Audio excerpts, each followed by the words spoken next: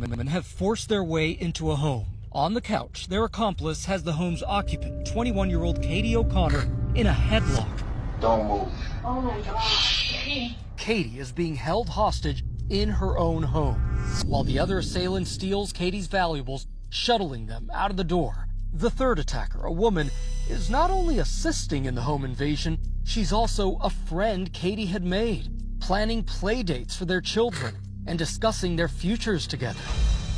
She tries to use her phone, but her assailant snatches it out of her hand. Katie is petrified. Lock the door.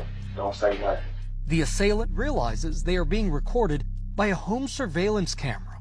Where's the camera? Oh my god. The female assailant reaches for the camera, but gets distracted by a knock on the door. It's the other assailant coming back to steal more of Katie's belongings. All the while, their crime is still being recorded. Where's the footage? It's Wi-Fi. Where's the footage? It's not there. It's wireless. You got a video taking it. This is not your house. Where's the tape I at? begin to The woman finally pulls the camera off the wall, but fails to turn it off. Get the tape and turn. No, I'm telling you that it's Wi-Fi. Why are you doing this? When they realize they can't take the footage with them, their alliance dissolves. You did this. Really? Really? You're gonna try and make it look like I'm... They turn on each other. All right. The trio finally turns off the camera, but it's too late. The footage is securely stored on an off-site hard drive. The attackers leave with cash Katie had saved for school and rent. They also take tools and a safe. Katie is unharmed. The woman, Cheyenne Marie Watts, is apprehended 2 weeks later. She is charged with robbery, attempting to use a stolen identity, and identity theft. She is sentenced to 3 years, 7 months in prison. Police also arrest Joe Banks. He is charged with robbery. He was sentenced to 2 years and 3 months. It is believed that Banks is the man seen removing property from Katie's home. The other accomplice is still at large. Welcome back to Female Murderer TikTok. This one's about Nanny Doss. Buckle up. Nanny and her husband had 4 kids. 2 of them died back to back from poisonings. The husband was like, something ain't right, and then he took the kids and left. So Nanny gets remarried, kills him, buys a house and land with the insurance money, and is like, oh, I like this. She reunites with her daughter. Her daughter's like, hey, can you watch my baby for a little bit? And she's like, totally. And then the baby dies in like 3 days. And then it starts to get lethal. She marries her 3rd husband. He dies that year. Her mom breaks her hip and she's like, I'll take care of you. She's dead. Both of her sisters die in the same year in different towns, all while Nanny's visiting. She marries her 4th husband. He doesn't even make it a few months. Then she marries her 5th husband. He dies a month later. But finally, in that autopsy, they were like, there's a lot of rat poison in this guy. Did you do this? And then Nanny goes, yeah, I did that to all of them. So she gets life in prison, and before she dies, they interview her, and they're like, why did you do it? Was it for the money? And she goes, money? I was bored. What happened to Eleanor Hoyos will terrify you. Eleanor Hoyes thought she could trust her doctor. She was sick with tuberculosis, and Dr. Carl Cosell was doing everything in his power to try and save her. But you see, Eleanor was an incredibly attractive woman, and Carl developed a really strange infatuation with her. I think it's important to note that Eleanor never returned his affections, but it didn't really matter because she sadly passed away in 1931. As you can imagine, this completely devastated Dr. Carl, who had fallen madly in love with her. He thought about Eleanor for 2 years, and then one night he snuck into her and took her body home. As you can imagine, her body was well and truly decomposing. But that didn't stop Dr. Carl. He set about repairing her body. He replaced her rotten eyeballs with glass ones, used wire to hold her skeleton in place, and made a wig from her remaining hair. He lived with that corpse for 7 years until he was eventually discovered and arrested. If you want more 7 Sins crime, remember to hit the plus. This woman was stabbed over 30 times and was nearly decapitated, but somehow managed to survive. This is the shocking survival story of Alison Botha.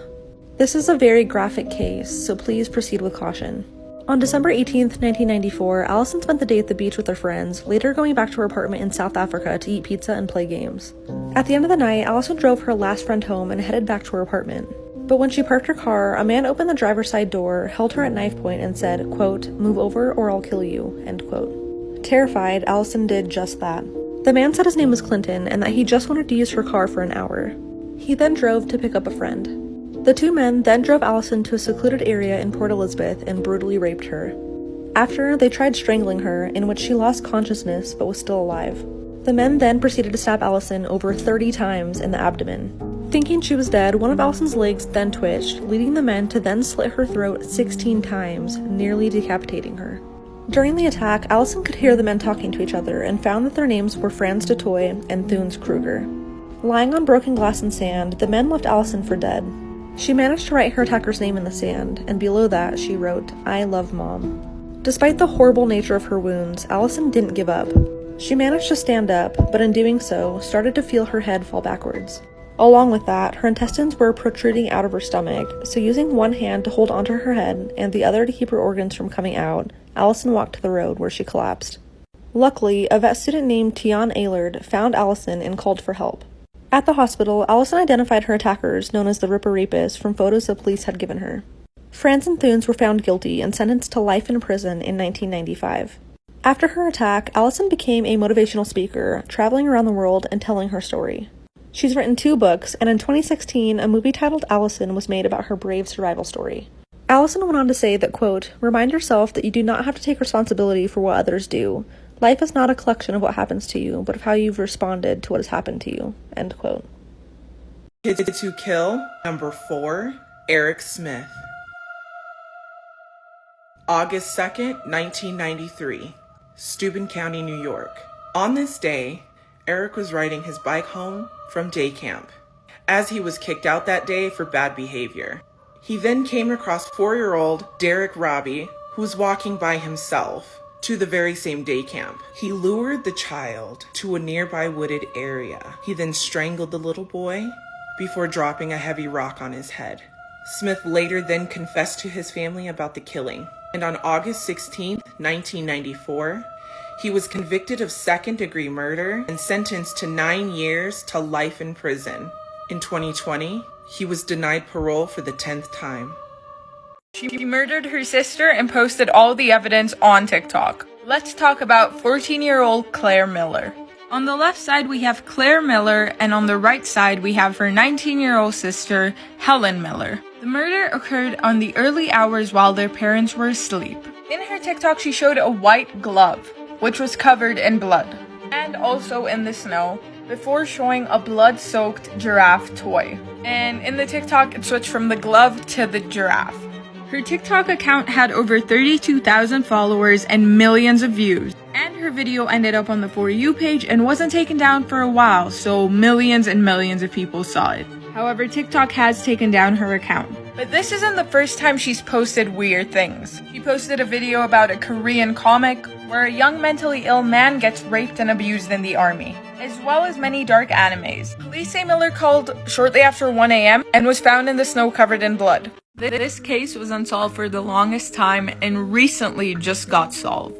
In the picture is the Zodiac Killer, who apparently killed 37 people. The first victims were David and Betty. David was 17 and Betty was 16. They were in a parked car in a gravel road when they were both shot. Betty was found 30 feet away from the car, dead. David was found alive but died on the way to the hospital. The next crime would occur on July 4th. 2 victims were Darlene and Michael. What's weird is this crime occurred only 30 feet away from the original crime scene. They were approached in the car by a man with a flashlight. Darlene died, but Michael made it to the hospital. This is the description he gave of the shooter. Then police received a letter from the Zodiac, and in these letters he mentioned things about the murders only he would know, because that info hadn't been released to the public yet. But the letter was written in code. Come back for part 2. We left off with the Zodiac Killer sending a letter to the police which was written in code. Eventually, a couple managed to translate it. In the letter, he said killing humans is more fun than killing wild game in the forest because man is the most dangerous animal of all to kill. And he claimed that he would be reborn and the people that he killed would be his slaves in the next life.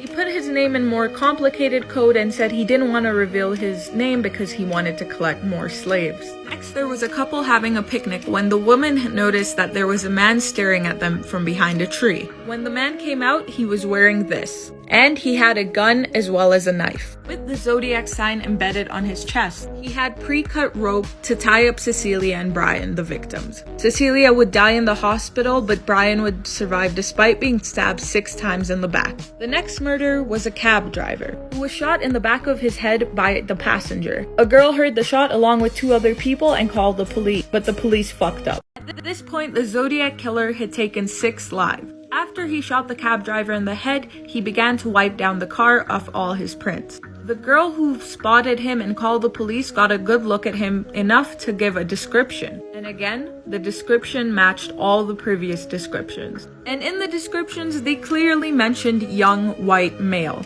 For some reason, the police thought they were looking for an African American male. At one point, they actually passed the Zodiac Killer, but because they weren't looking for a white male, nothing happened. Zodiac Killer later commented on the interaction by writing it in a letter, making it clear that the cops had seen the right man but didn't even know it. Later, a sketch was drawn which would be published for years to come. 2 days later, after the cab murder, they received another letter from the Zodiac Killer, stating that he was the one responsible for the murder and even included a bloody piece of the cab driver's shirt. Later, he threatened to kill kids on a school bus, but his identity was eventually discovered.